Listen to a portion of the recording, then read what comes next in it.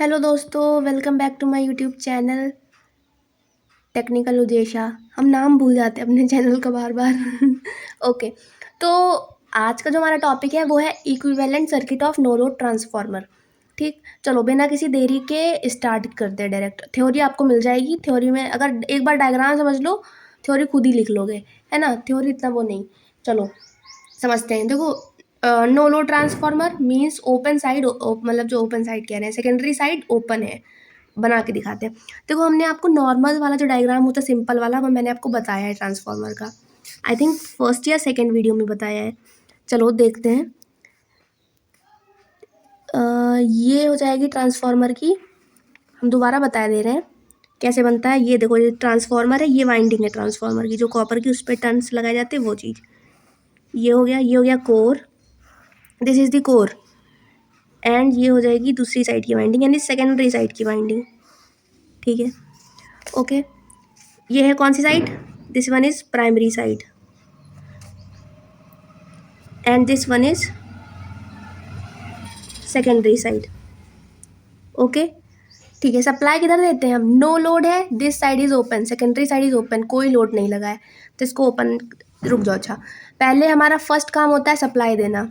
क्या काम होता है? सप्लाई देना। तो हमने सप्लाई दे दी। चलो, इसकी प्राइमरी वाइंडिंग को हमने सप्लाई दी AC। ठीक है, हमने इधर AC सप्लाई दी, यानी V1। DC पे काम नहीं करता है। अभी जब समझ जाओगे ना, पूरा चैप्टर पढ़ लोगे, समझ जाओगे क्यों नहीं काम करता है। खुद ही हो सकता हो पता भी हो कई लोगों को। ठीक है, तो हमने इधर से सप्लाई दी। और ये वाली जो साइड है, ये क्या है? ये ओपन है। No load means open circuited, ये वाली साइड। तो ओपन है तो इधर वोल्टेज तो रहेगा ही। वोल्टेज हमारा V2 रहेगा, बट क्या नहीं रहेगी इधर? करंट नहीं रहेगी आपकी। क्या नहीं रहेगी? करंट। I2 जो है वो 0 रहेगी, मगर वोल्टेज इधर रहेगा। ये primary winding, this one is secondary winding, this one is core. ये नॉर्मल डायग्राम है। ठीक है, अब चलो देखते हैं इसका इक्विवेलेंट सर्किट क्या है। इक्विवेलेंट सर्किट ये है कि देखो, हमने जो जैसे कोर होता है इसमें, तो हम इक्विवेलेंट सर्किट में इतना क्या कर देते हैं, नो लोड में हम इस वाइंडिंग के पैरेलली दो ब्रांच लगाते हैं। एक होता है हमारा रेसिस्टेंस और एक हम लगाते हैं ये इंडक्टेंस। ओके, इंडक्टेंस लगाते हैं। ये है रेसिस्टेंस, इसको डिनोट करते हैं R0 से या फिर RC से। इसको डिनोट करते हैं XM से या X0 से। अब इसका काम क्या है? ये जो रेसिस्टेंस है ये शो करता है जो लॉसेज होते हैं कोर में, हिस्टेरिसिस लॉस। एंड देखो, C इसीलिए लिखा गया, कोर लॉस को रिप्रेजेंट कर रहा है। इसको कहते हैं resistance representing core loss. And this is inductive reactance representing magnetising reactance. ये है M लिखा है ना, मैग्नेटाइजिंग रिएक्टेंस है। और ये वो रेसिस्टेंस है जो कोर में हो रहे लॉसेस को रिप्रेजेंट करता है। ठीक, और ये कोर का मैग्नेटाइजिंग रिएक्टेंस रिप्रेजेंट करता है। ये मतलब ये जो चीज़ है, ये वाली चीज़ ना कोर के लिए है। ऐसा मतलब समझना कि ये वाइंडिंग का रिएक्टेंस रेसिस्टेंस है। नो, ये वाइंडिंग का नहीं, ये कोर का सब मामला है। ये पैरेलली वाइंडिंग वाला जब बताएंगे ना, तो वो सीरीज में लगता है। ओके, चलो बस कंप्लीट यही था। अब हम जो सप्लाई दिए हमने, तो उसमें सप्लाई जब नो लोड होता है तो कौन सी करंट बहती है? I0 करंट बहती है। जब नो लोड पे ट्रांसफार्मर हो और जब उसे सप्लाई दी जाती है, तब कौन सी करंट बहती है? नो लोड करंट या फिर एक्साइटिंग करंट, जिसको हम रिप्रेजेंट करते हैं किससे किससे? उसका कैसे सिंबल होता है? उसका सिंबल होता है I0। बस खत्म। अब इसका थोड़ा मॉडिफाइड वर्जन, बढ़िया से मॉडिफाइड नहीं, मतलब है यही वाला, मगर थोड़ा सा अच्छे से बना देते हैं। ये देखो, चींटी जा रही है। ठीक है, चलो बस। और इसमें ज़्यादा कुछ रॉकेट साइंस नहीं है, इतना ही था इसमें। बस अभी वो बता देंगे कि कौन सी चीज़ क्या क्या है, वो लिख दिया जाएगा। एंड वो आपको थोड़ा, जो आपकी थ्योरी है, आपका फेवरेट वर्ज पार्ट, वो बता देंगे नोट्स में। बस वो छाप लेना है। बाकी इसे जो समझ गया वो थ्योरी लिख लेगा खुद ही से। और इसका बढ़िया सा डायग्राम देख लेते हो। ओके, स्केच से बनाते हैं इस बार। वैसे आप लोग नोट्स में पेन से बनाना। चलो, यही चीज़ का बना रहे हैं और कुछ नहीं है। ठीक है, कवर कर पाएगा पूरा? हाँ चलो, आ रहा है। ये रहेगी ऐसे।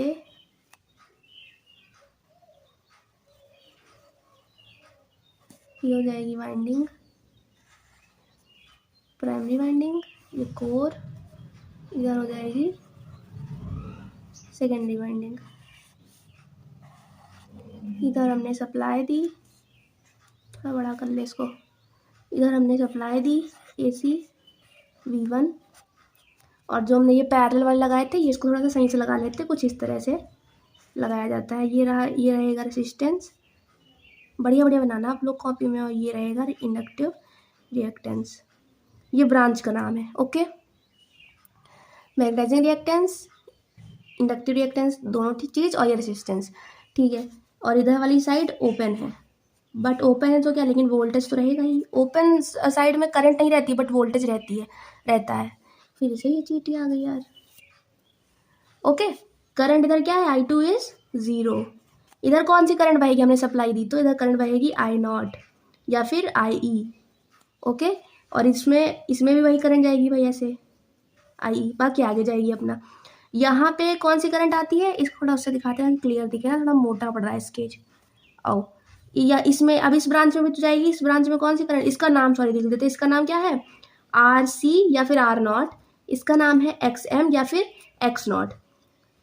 इसमें कौन सी करंट जाएगी, IC, core loss component of exciting current. Exciting current का ही तो दो कंपोनेंट बताया था आपको, एक कोर लॉस और एक मैग्नेटाइजिंग कंपोनेंट। ये रहा, ये कोर लॉस करवाने के लिए करंट होती है, और ये फ्लक्स बनाने में जो जाती है वो करंट मैग्नेटाइजिंग करंट होती है। ओके, खत्म एक्साइटिंग करंट वाला। ये बस हो गया, इतना ही डायग्राम है और कुछ भी नहीं है इसमें।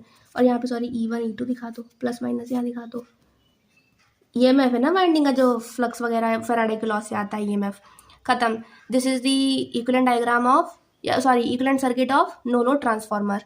ये थोड़ा सा समझाने के लिए था, और ये बढ़िया वाला है, ऐसे आप लिख सकते हो। इधर लिख दो ये प्राइमरी साइड है,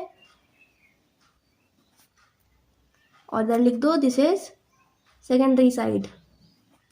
ओरली बता देते हैं, सोर्स वोल्टेज, ओके, या फिर सप्लाई वोल्टेज, वोल्ट में रहेगा। एक्साइटिंग करंट है या नो लोड करंट है, एम्पियर्स में रहेगी। ये भी वही एक करंट है, इधर आई है। ये है core loss component of exciting current, and this is magnetising current, magnetising component of exciting current. Okay, ये क्या है, resistance representing core loss, and this one is what, this is magnetising reactance. Ohm में रहेंगे दोनों, current सारी amperes में। ये E1 EMF induced in primary winding, E2 EMF induced in secondary winding, V2 is load voltage. Okay, या no load voltage कह दो, या अरे क्या और क्या बोलते हैं इसको, 1 सेकेंड गाइज, हाँ आउटपुट वोल्टेज बोल सकते हैं, input voltage output voltage. Okay, अब आओ ज़रा इसमें कुछ फॉर्मूले हैं वो देख लेते हैं जो न्यूमेरिकल में हेल्प करेंगे। ठीक है, फॉर्मूले क्या है इसमें, एक फॉर्मूला आएगा आपका इसमें I C is equal to आएगा, IC current, I is equal to क्या होता है, V/R ना, जो नॉर्मल फॉर्मूला होता है, I is equal to V/R। तो IC वोल्टेज क्या है, V1, और R क्या है, RC या फिर R0 भी लिख सकते हो। ये एक फॉर्मूला हो गया। ओके, ये हो गया एम्पियर्स में। सेकंड फॉर्मूला हमारा आ रहा है IM का, इन दोनों का फॉर्मूला। अब IM का फॉर्मूला, IM के लिए वोल्टेज तो वही है V1, पैरेलल में वोल्टेज सेम होता है, और इसमें क्या आ जाएगा, JXM, है ना, ये आ जाएगा JXM। ये इसमें, ये भी एम्पियर्स में। ओके, अब तुम लोग यहाँ पे देखो, ये J आया है, this is an imaginary number. तो देखो सबसे पहली बात तो कि ये जो ट्रांसफार्मर है ना, हम ये मतलब इक्विवेलेंट जो सर्किट है नो लोड ट्रांसफार्मर का, वो हम उसको देखो, कोई भी चीज़ है ना उसको प्रैक्टिकली जब हम मतलब देखो, ट्रांसफार्मर दो तरह के होते हैं, एक आइडियल एक प्रैक्टिकल। आइडियल तुमको होता है जिसमें पूरी की पूरी पावर मिल जाए बिना किसी लॉसेस के, इधर से हमने जितनी पावर दी उतनी पावर हमें आउटपुट पे मिल रही है, ठीक है। लेकिन हाँ तो उस चीज़ पे समझना बहुत इजी हो जाता है, बट अभी हम रियल ट्रांसफार्मर जो वाकई एग्जिस्ट करते हैं उस पर हमने थोड़ा चीज़ें टफ हो जाएंगी, बिकॉज उसमें हमें सब कुछ इंक्लूड करना पड़ेगा, लॉसेस वगैरह एंड एवरीथिंग, लीकेज रिएक्टेंस, ये सब चीज़ें। तो हम आइडियल पे समझ रहे हैं ये सारी चीज़ें, जो कि एग्जिस्ट ही नहीं करता है, तो ये ठीक है। तो इसलिए जे वाला जो हमारा इमेजिनरी है सब चीज़, ये हमारा फेस शिफ्ट दिखाता है। इसको थोड़ा सा और मॉडिफाई करें अगर फॉर्मूले को, तो हम इस जे को ऊपर लेके जा सकते हैं। तो इस ये क्या हो जाएगा, ऊपर लेके जाएंगे तो हो जाएगा -J। ओके, और जे का जो मतलब होता है ना, जे का मतलब होता है 90 डिग्री एंगल। इमेजिनरी जो हम लोग मैथ में आई पढ़ते हैं ना, वही चीज़ यहाँ पे जे है। तो यहाँ पे -J का क्या हो जाएगा, -J का हो जाता है -190 डिग्री। ओके, तो यही चीज़ थोड़ा सा मुझे समझानी थी, तो हम 1 मत लिखो। तो हम IM का जो एक फॉर्मूला और बना सकते हैं, हम उसको लिख सकते हैं V1/XM -90। इसका मतलब है कि जो करंट है वो लैग कर रही है वोल्टेज को, क्यों लैग करेगी? क्योंकि हमने पूरा इंडक्टेंस ले रखा है। ओके, अरे ये बस समझ लो, ठीक है, ये चीज़ एम्पियर्स, ये फॉर्मूला ज़्यादा मेन है। आओ, है दोनों एक ही बात। नेक्स्ट वाला जो फॉर्मूला हमारा कोर लॉस का मैंने फॉर्मूला आपको बताया था V1, इसी में हो गए ना, तो टोटल पूरी कितनी जा रही करंट IE और हमारा पावर फैक्टर cos फाई, ठीक है, ये हो जाएगा फॉर्मूला इसका।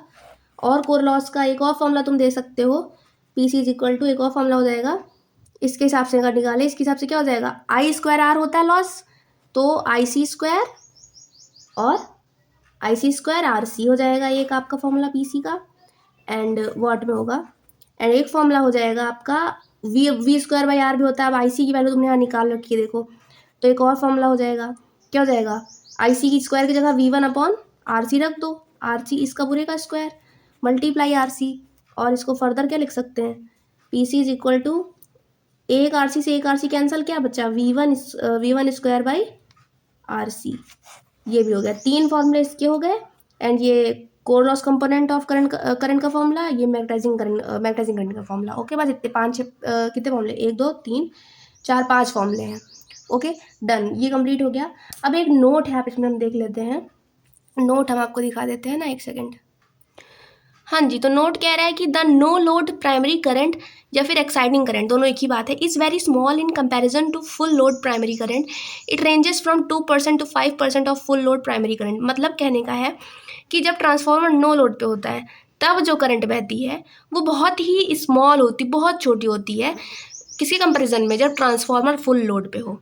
नो लोड मतलब कोई लोड ही नहीं है, बहुत कम करंट बह रही है, और फुल लोड मतलब पूरी करंट बह रही है।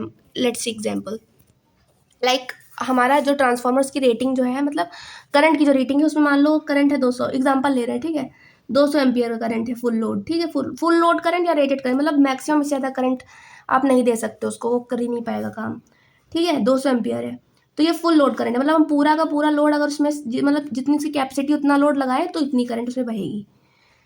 और अगर हम उसी ट्रांसफार्मर में लोड ना लगाएं तब कितनी करंट बहेगी, वो इसी का फुल लोड करंट का 2% या 5%, 2% से लेके 5% हो सकती है। मतलब कि 200 का 2% अगर निकालें तो कितना हो जाएगा, 4 एम्पियर, एंड 200 का 5% निकालें तो कितना हो जाएगा, 10 एम्पियर। मतलब 4 एम्पियर से, मतलब 200 एम्पियर फुल लोड पे बहेगी, पूरा का पूरा लोड जब उधर लगाओ, कौन सी साइड पे, सेकेंडरी साइड पे। बट अगर नो लोड है तो जो करंट बहेगी वो या तो 4 एम्पियर हो सकती है, या तो मतलब 4 से लेके 10 एम्पियर तक की करंट बहेगी। ओके, तो ये चीज़ें देखो कितनी स्मॉल है, फुल लोड करंट से कितनी ज़्यादा कम है। यही वाली जो करंट है, ये कौन सी करंट है, no load current, exciting current है ना, ये फुल लोड करंट है। जब लोड ना हो तो इसका 2% या 5% करंट बहेगी, मतलब 2% लेके 5% तक, ठीक है। दूसरा ये जो नोट है, no load primary copper loss is very small and may neglected. तो ये चीज़ अभी आगे के लिए है, ये नेक्स्ट मतलब आगे टॉपिक है, तो वो आप तब समझोगे। फिलहाल ये वाला बहुत इंपॉर्टेंट नोट है, इसे याद कर लेना। ये एक्साइटिंग करंट बहुत ही कम होती है फुल लोड करंट के कंपैरिजन में। ओके, तो देखो इसकी जो थोड़ी सी ये डिफिनेशन देखो लिखी हुई है, equivalent circuit of no load transformer, मतलब दिस सर्किट मॉडल्स और a practical transformer as an ideal transformer with a parallel branch connected to the primary winding. This parallel branch consist of a resistance and an inductive reactance. मतलब ये जो circuit तुमने basically बनाया था, ये कोई मतलब ये जो है प्रैक्टिकल ट्रांसफार्मर को शो कर रही है as an ideal transformer with parallel branch लगी हुई है ना, ये देखो, ये दोनों पैरेलल ब्रांच है वाइंडिंग के। एक का नाम क्या है, एक है रेसिस्टेंस लगा है और एक है इंडक्टिव रिएक्टेंस। बस ये वाला टॉपिक समाप्त होता है, ठीक है। फिर मिलते हैं नेक्स्ट वीडियो में, तब तक के लिए thank you very much guys, और प्लीज़ लाइक कर देना और सब्सक्राइब कर देना अगर अच्छा लगी वीडियो तो।